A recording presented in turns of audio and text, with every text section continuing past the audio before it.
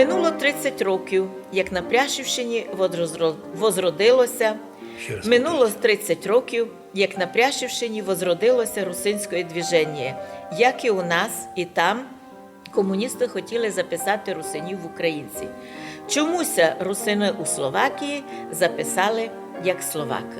17 новembra 2020 года наші русини на Пряшівщині, як то сповістила нам Анна Кузьмякова, отпразнували 30 років з того часу, як в історичному котлі демократичного розвитку дісталися на світло історії русини, возродившись, і нині уже можуть казати, що вони достигли.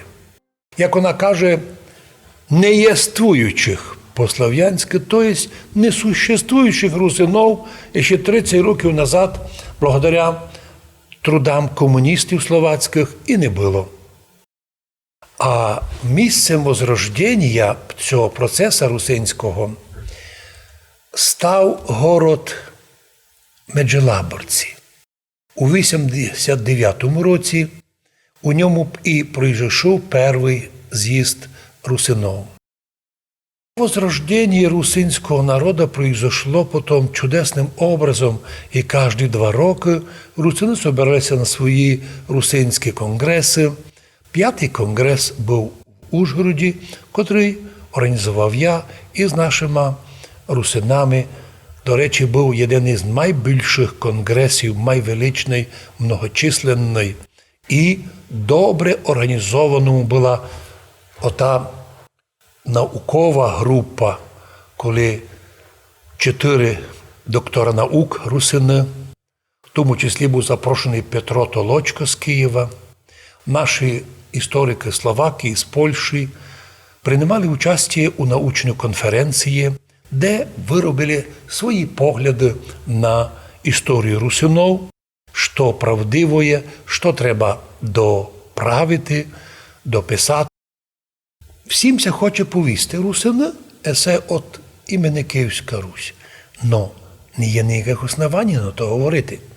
З другого боку, як русини на Пряшівщині, так лемки русини на Польщі, так русини подкарпатські, котрі попали після війни не по свою волю в Совєтський Союз, у безбожну радянську Україну, і тут записали нас не русскими, хоча, казалося, той час, кажуть, не признавали українців. Ні. Записали нас українцями, і українська мова нормально функціонувала всі совєтські часи. Правда, за рахунок русинських школ, і коли создала незалежна Україна, ми уже тепер порозуміли, що ця держава аж би хотіла, могла би стати для них друга Чехословакія, як материнська держава.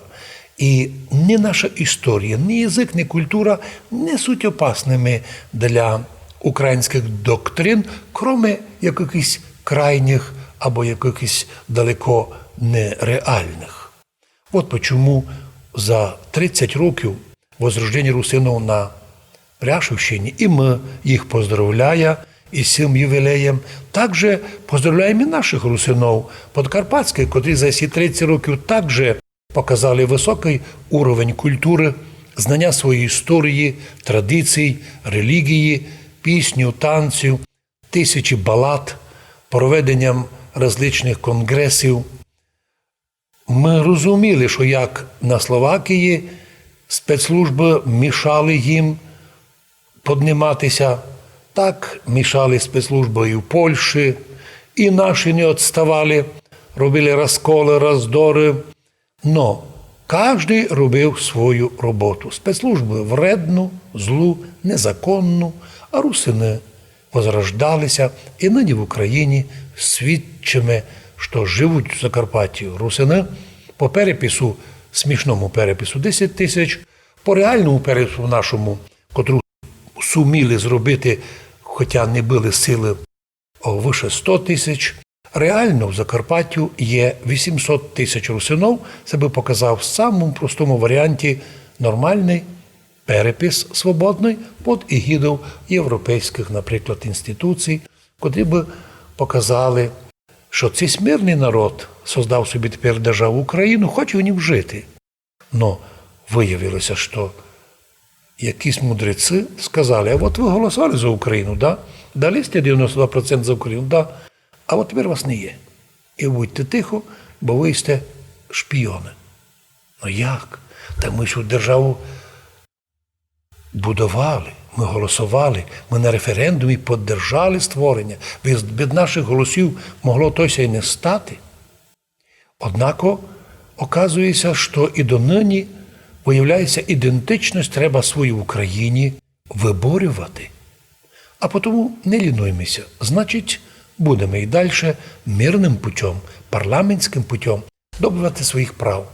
Слава Богу, що словакизація, яка побила майже 90% русинов, або полонізація, котра майже усіх русинов туди вивезли, фізично їх вивезли із рідних міст, у нас ми осталися чудом, компактно живемо, і в Закарпаттю більшість русинських сел, русинов, вище 95%. Більшість людей русини. А це означає, що і ми за 30-річний період можемо прославити, дякувати Богу, що ми возродилися, стали на ноги. Тепер нам готують различні нові спитання. Вчорашні вороги русинов вдруг оказалися в русинському движенні і хочуть бути лідерами. Возможно, відкриють навіть для русинов якийсь там міні-факультет русинського язика і культури, і літератури, но його возглавлять лема антирусини. І якщо будуть виділятися якісь гроші на русинську культуру, то їх обов'язково візьмуть у руки антирусини. То, що знаємо, і то видимо, як наперед. Но лем із-за того, що така ця робота робить, страдає ціле общество, ціла держава. На Західній Україні, у Закарпаттю, самі сильні позиції єдинства української держави.